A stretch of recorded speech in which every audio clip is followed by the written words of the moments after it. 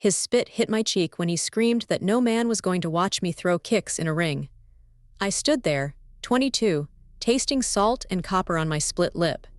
Here is the question that keeps me up at 3 a.m. Was my father protecting me from the eyes of other men, or making sure those eyes never competed with his own? By the end of this, you will know exactly which one.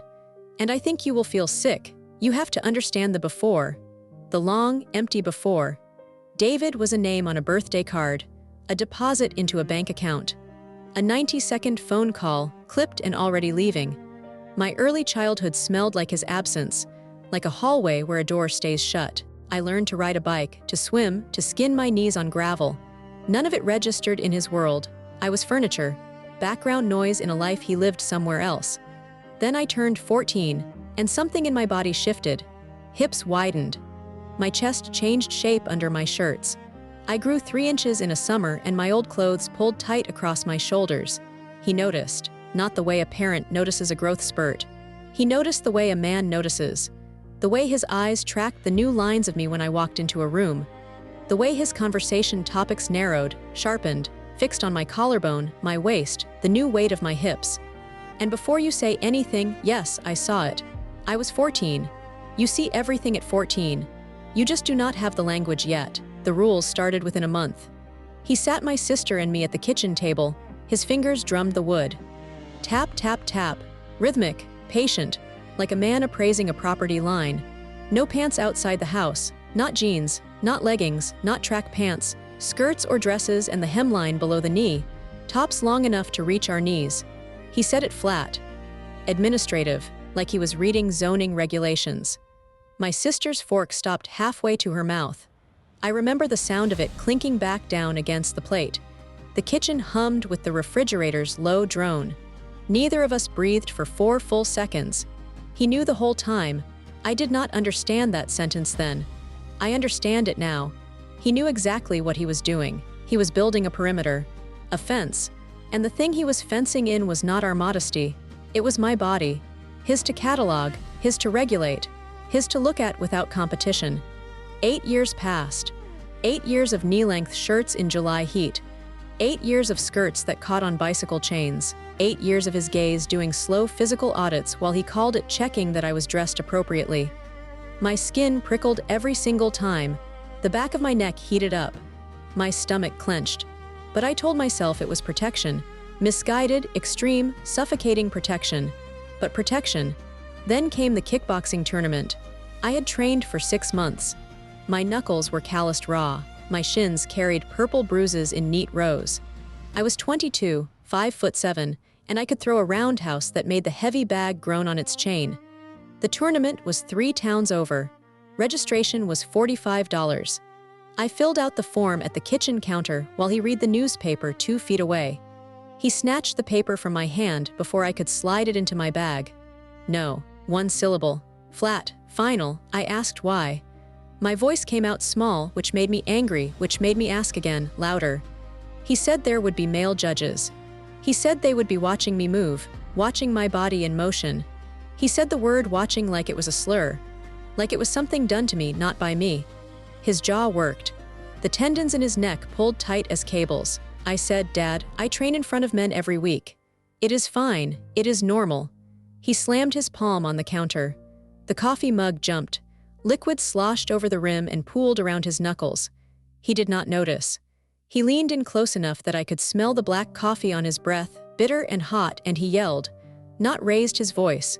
Yelled, the kind that vibrates in your sternum, the kind that makes your ears ring after. He said I did not understand. He said men look at women in those rings and they see things. He said I was naive. He said I was inviting it. It was the way he said it. The wet disgust in his mouth. Like he did not want them seeing me the way he sees me. That sentence landed in my chest. Heavy, expanding, choking the air out of the room. I did not argue back. I grabbed my gym bag. I walked out. The August air hit my face, thick and wet, smelling of cut grass and hot asphalt. My hands were cold. My fingers would not curl properly around the strap of my bag. I walked 6 blocks to the gym and I did not stop walking until my lungs burned. 2 weeks later, Tuesday evening, I told him I was at the library. I was not at the library. The gym smelled like iron and rubber mats and old sweat baked into foam padding. 12 people worked the bags. 4 of them were men I had never seen before. Broad shoulders, tattooed forearms. One of them nodded at me when I walked in, just a nod. Then he went back to his combinations. Thud, thud, thud against the leather. Nobody looked at my hips. Nobody tracked the line of my legs. Nobody cataloged the length of my shirt. I wrapped my hands. White tape around the knuckles, loop through the fingers, tight across the wrist. The ritual of it steadied me. I stepped up to the bag. I threw a jab, a cross, a hook that made my shoulder pop satisfyingly. A man 2 bags down glanced over. He said, "Clean hook." Then he turned back to his own work. That was it. That was the whole interaction. And my shoulders dropped 2 inches. My breathing slowed. The invisible tourniquet that lived between my ribs, the one I had carried for 8 years, loosened. Just a fraction. Just enough for me to notice it had been there. I hit the bag for 90 minutes. My arms ached. My forehead was slick. The rubber floor stuck slightly to the soles of my shoes, and I felt safe.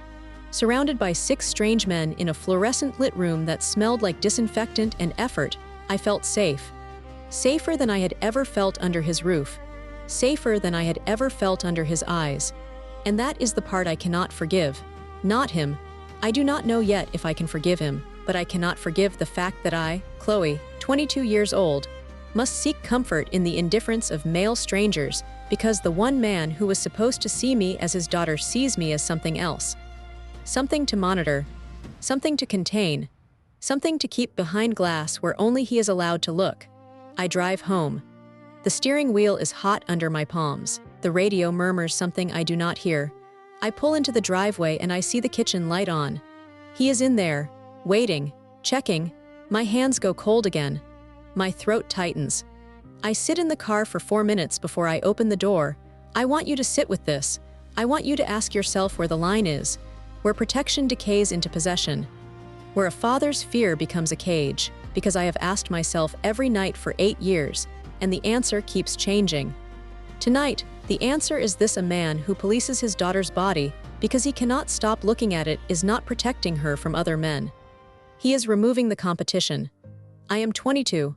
I throw kicks that could crack a rib, and I am terrified of going inside my own house, not because of what the world might do to me, because of what he is already doing. And I do not know how to leave. I do not know how to say, "Dad, your eyes make my skin crawl," and I would rather be watched by every stranger in every gym in this city than dissected by you over breakfast. I do not know how to say it without confirming every fear he claims to have, without him saying, "See, this is why I protect you. This is why the rules exist. Because you went out and the world got to you. But the world did not get to me. He did." And the worst part is that I still do not know if he understands what he is. I do not know if he is a terrified father who lost his mind trying to keep his little girl safe from a world he sees as teeth and hands, or if he is something else. Something that dressed itself in the language of safety because safety is the only costume no one questions. I think it is the second one. God help me, I think it is the second one. And I still have to walk inside. I still have to sit at that kitchen table. I still have to wear the shirt that reaches my knees and feel his eyes do their physical audit and smile and say, "How was the library, Dad?" And he will say, "Good, good." And the refrigerator will hum. And the clock will tick. And I will be 22 and I will be small. The stranger at the gym who said, "Clean hook," and then turned away, who wanted nothing from me, who saw me as a person throwing punches into a bag, gave me more safety in 4 seconds than my father gave me in 8 years. I need you to remember that. The next time someone tells you a father is just being protective, the next time someone says he means well, the next time someone asks you to give him the benefit of the doubt, remember that his daughter drives home with cold hands and a locked throat and sits in her car for 4 minutes because the kitchen light is on. Remember that she would rather be watched by strangers. Remember that she thinks the second option is the true one. I put my hand on the doorknob. The brass is freezing. I turn it, step into the hallway, and hear his chair scrape against the linoleum. Let us look at the architecture of David's involvement, not the content. The architecture, because the content will invite you to sympathize. The architecture will not. David is largely absent during Chloe's early childhood. Then, at 14, the precise moment her body begins to change, he becomes intensely involved. I need you to sit with that timing. Protection is not seasonal. Vigilance does not activate at puberty. What activates at puberty is interest, and I choose that word with clinical precision. Now observe the control mechanism. Chloe and her sister are forbidden from wearing pants outside. Tops must reach their knees. This is not modesty instruction. Modesty instruction says, cover appropriately.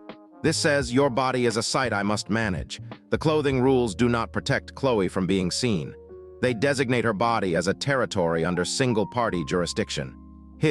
Fast forward, Chloe is 22, an athlete. She wishes to compete in a kickboxing tournament. David forbids it. His stated reason, male judges. And when Chloe, observant, self-aware, 22 years old, suggests that training in front of men is acceptable, he does not discuss. He yells. The verbal aggression here is not frustration. It is the enforcement sound of a boundary he never had the right to draw. And then the sentence that I have read 4 times. Chloe says it was gross the way he said it, like he didn't want them to be seeing her the way he does. That is projection. Textbook. David is not shielding Chloe from the male gaze. He is eliminating every male gaze except his own. The judges, the training partners, the audience at a tournament, these are not threats to Chloe. They are threats to David's monopoly on observation. The clothing rules, the competition ban, the yelling, these are not walls built around a daughter. They are walls built around a collection, and Chloe is the object inside the case.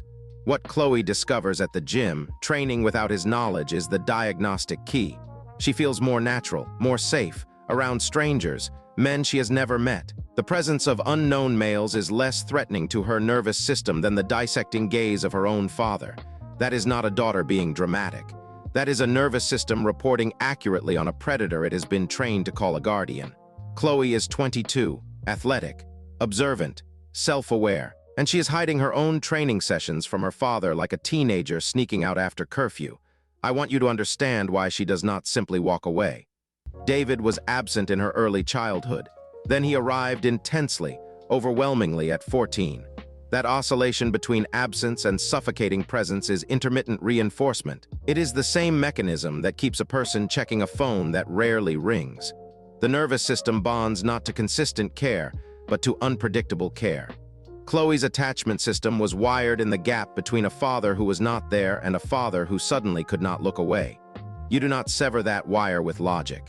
You do not sever it by being 22 and self-aware. Awareness and bonding operate in different neurological registers. Chloe can see the pattern clearly and still feel the gravitational pull of the bond.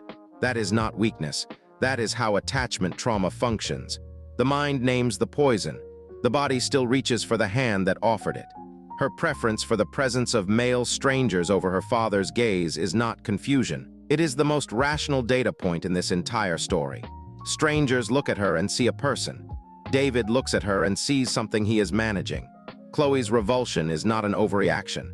It is a correctly calibrated response to being surveilled by someone whose gaze carries a charge it was never supposed to carry.